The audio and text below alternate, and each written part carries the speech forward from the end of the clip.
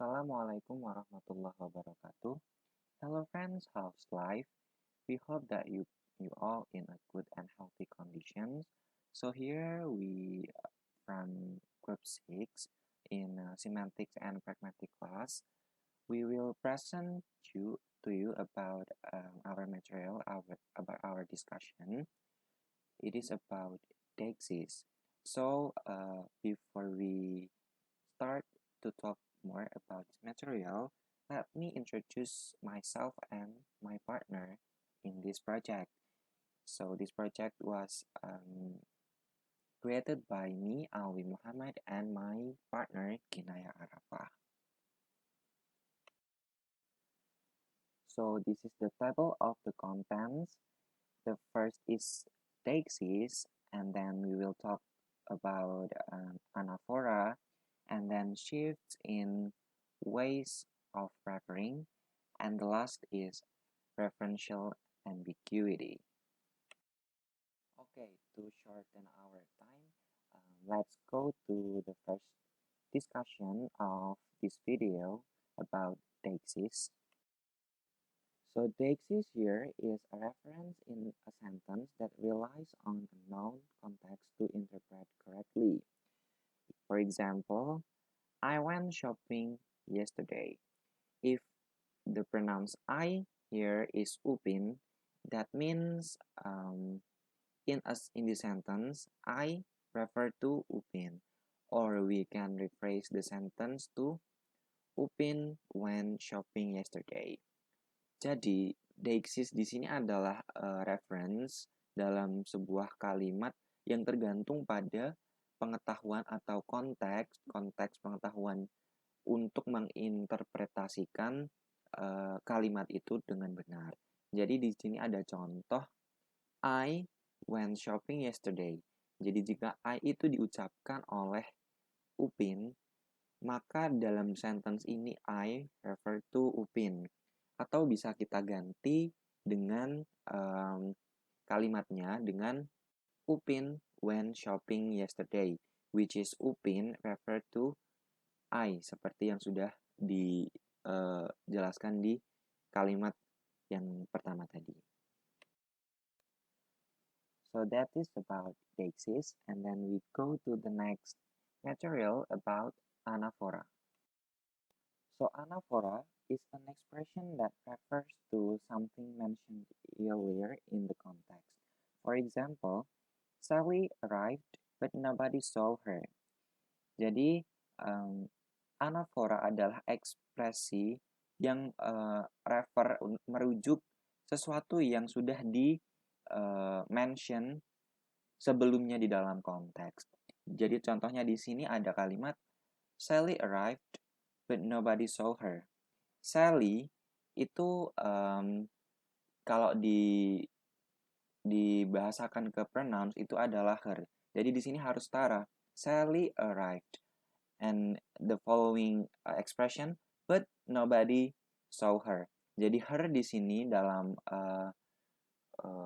kalimat itu merujuk kepada Sally karena Sally yang di-mention sebelumnya.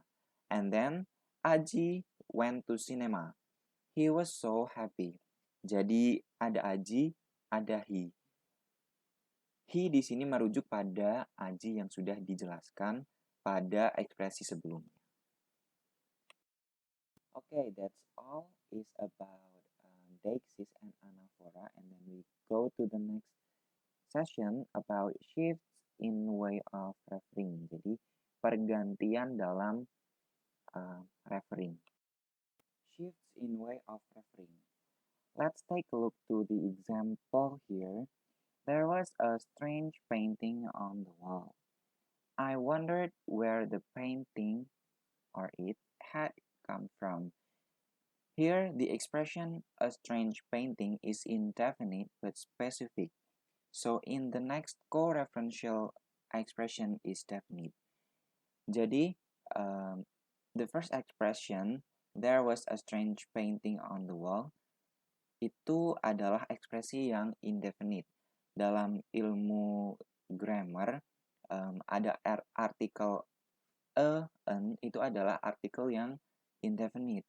Tapi bagaimana untuk bisa memasukkan merujuk pada sesuatu hal yang sudah definite, yang sudah jelas itu dengan artikel the, seperti the next co-referential expression, I wondered where the painting or it had come from.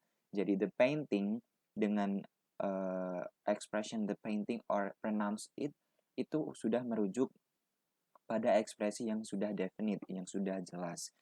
Jadi seperti itu adalah salah satu gambaran tentang perubahan referring dari first expression kepada co-referential expression. And then in the first referring expression is indefinite, if the first referring expression is indefinite and not specific, a following co-referential expression may be definite or indefinite. Let's take a look to the example here. If we were going to buy a car, we would buy it at Hudson's. If we were going to buy a car, we would buy one at Hudson's. Jadi seperti yang sudah kita jelaskan tadi bahwa expression a car itu adalah expression yang indefinite and it is not specific. Actually, it is not specific. So, the next co-referential expression, we will buy it at Hudson's. Jadi, it itu sudah merujuk pada ekspresi yang sudah definite at Hudson's. Nah, itu adalah bagaimana cara merubah atau pergantian referring dalam sebuah kalimat.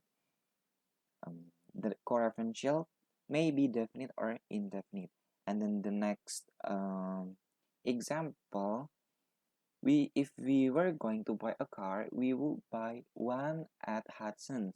Nah, di sini ada expression one. One itu actually indefinite. Jadi one yang mana gitu. Jadi masih belum jelas dan belum pasti one itu yang mana. Tapi dijelaskan bahwa we will buy one, satu. Tapi belum jelas yang mana itu. Seperti itu mengenai shifts in way of reference. So the next discussion is about referential ambiguity. So here are the illustration or the condition where referential ambiguity can occur. The first is an indefinite referring expression may be specific or not. For example, I wanted to buy a newspaper. So a newspaper here may be specific newspaper, one specific newspaper or some newspaper. Jadi dari contoh pertama, newspaper itu sudah merujuk pada satu spesifik newspaper atau some newspaper itu tergantung pada konteks yang diucapkan oleh speaker pada waktu itu. Jadi itu memancing referential ambiguity. And then the second condition is when anaphora is unclear, because a personal pronoun he, she, it, or they can be linked to either of two referring expressions. For example, Jack and Ralph that a visitor was waiting for him. Jack told Ralph that a visitor was waiting for him. Jadi di sini ada dua pronoun, ada dua personal pronoun yang mana sama-sama merujuk pada him. Jadi him di sini merujuk pada siapa? Jack atau Ralph. Nah, itu karena masih belum jelas digunakan di sini bisa memancing referential ambiguity dalam second case.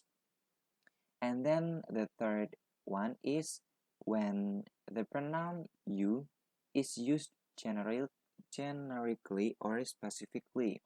For example, if you want to get ahead, you have to work hard. Jadi you di sini merujuk pada siapa? Misal ada dalam satu situasi di mana ada banyak orang, you ini merujuk pada siapa? Si speaker ini merujuk you yang mana? Seperti itu. Jadi karena you belum masih generik, belum spesifik, Jadi in this case can also occur a referential ambiguity. And the last, when a noun phrase with the word every can have distributed references or collected reference.